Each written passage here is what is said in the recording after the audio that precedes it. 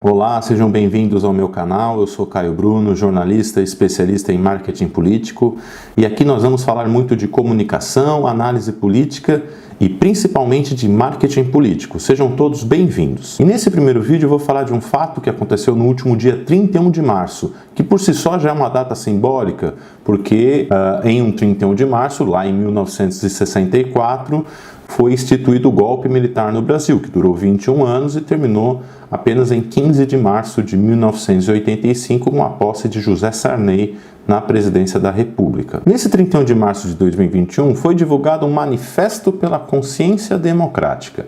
Esse manifesto foi assinado pelo governador de São Paulo, João Dória, pelo governador do Rio Grande do Sul, Eduardo Leite, ambos do PSDB, pelo ex-ministro da Saúde, Luiz Henrique Mandetta, do DEM, pelo ex-ministro e ex-governador Ciro Gomes, do PDT, pelo presidente do Partido Novo, João Amoedo, e pelo apresentador de televisão, Luciano Huck, que flerta com a entrada na política eleitoral. O manifesto que está aparecendo aí na tela fala o seguinte: Manifesto pela Consciência Democrática. Muitos brasileiros foram às ruas e lutaram pela reconquista da democracia na década de 1980. O movimento Direta Já uniu diferentes forças políticas no mesmo palanque, possibilitou a eleição de Tancredo Neves para a presidência da República, a volta das eleições diretas para o Executivo e o Legislativo e promulgação da Constituição Cidadã de 1988. 3 décadas depois, a democracia brasileira é ameaçada. A conquista do Brasil sonhado por cada um de nós não pode prescindir da democracia. Ela é nosso legado, nosso chão, nosso farol. Cabe a cada um de nós defendê-la e lutar por seus princípios e valores. Não há democracia sem Constituição, não há liberdade sem justiça, não há igualdade sem respeito, não há prosperidade sem solidariedade. A democracia é o melhor dos sistemas políticos que a humanidade foi capaz de criar. Liberdade de expressão, respeito aos direitos individuais, justiça para todos, direito ao voto e ao protesto. Tudo isso só acontece em regimes democráticos.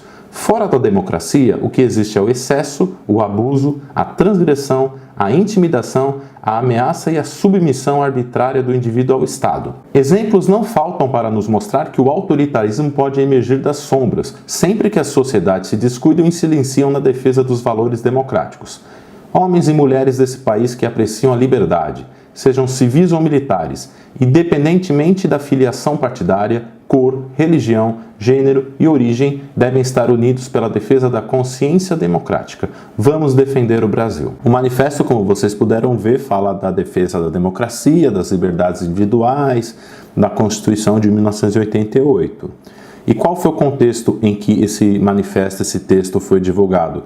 Numa semana extremamente tensa no governo federal. Por quê? Porque o presidente Bolsonaro demitiu o ministro da Defesa, Fernando Azevedo Silva, e substituiu os 3 comandantes das Forças Armadas, do Exército, da Marinha e da Aeronáutica. Esse fato da troca dos comandantes foi a primeira vez desde a redemocratização que isso é feito de uma forma abrupta. Para vocês terem uma ideia, quando a Dilma sofreu o impeachment em 2016 e o Temer assumiu, o comandante do Exército, o general Vilas Boas, Eduardo Vilas Boas, continuou. Ele continuou do governo da Dilma para o governo do Temer, que foi uma mudança de rota significativa. E tudo isso aconteceu na semana do 31 de março, na semana em que se aniversaria o golpe de 64, que mais uma vez ficou provado que é uma ferida que não foi tão cicatrizada na história do Brasil. Agora vamos falar um pouquinho do verdadeiro significado desse texto.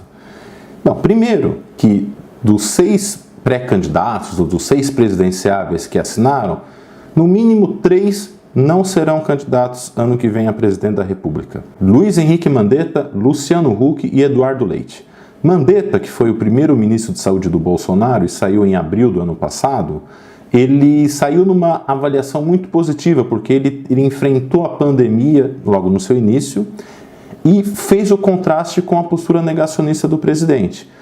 Mas o que o Mandetta quer e está articulando, na verdade, é para ser candidato a governador do Mato Grosso do Sul, pelo DEM, que é o partido dele. O Eduardo Leite é tucano, assim como o João Dória. Ele se colocou como pré-candidato a presidente pelo PSDB, só que ele não tem maioria no partido para conseguir essa candidatura. É mais provável que ele tente uma reeleição ao governo gaúcho. O Luciano Huck, ele em 2018 flertou com uma candidatura, depois disse que não. Agora ele vai tateando a área ali, mas dificilmente ele vai abrir mão de uma carreira televisiva, dos seus negócios e da renda que isso lhe oferece para uma aventura no Planalto. A publicação desse manifesto eu chamaria de uma carta de intenções desse centro democrático buscando uma terceira via, uma candidatura única para as eleições de 2022, para fazer um contraponto ao presidente Bolsonaro, que será candidato à reeleição, e ao ex-presidente Lula, que agora voltou ao jogo. Ele está elegível, de acordo com o Supremo Tribunal Federal. A grande questão que fica é, esse centro precisa ter uma candidatura única logo no primeiro turno. Se cada partido lançar um candidato, pode esquecer, e o segundo turno vai ser como em 2018. Lula, ou PT, contra Bolsonaro. Como é que esse centro vai abrigar numa candidatura única pessoas com perfis políticos e ideologias tão distintas que vai do PDT ao DEM? É possível? É. Só que tem que ter uma grande união, uma negociação para um pacto e deixar principalmente o ego, as vaidades e as ambições pessoais fora da mesa. Se vai ter sucesso eleitoral, se vão conseguir construir uma candidatura única, bem, isso aí o tempo vai dizer, e aqui a gente não faz exercício de futurologia. Mas o fato desse manifesto, assinado em conjunto por Ciro Gomes e João Dória, por exemplo, que já trocaram ofensas ali em períodos eleitorais, já mostra um avanço e já mostra uma disposição de querer esse pacto. Bom, o fato é que 2022 já começou. Aliás, 2022 já começou em 2018. Uma eleição acaba, a outra já começa.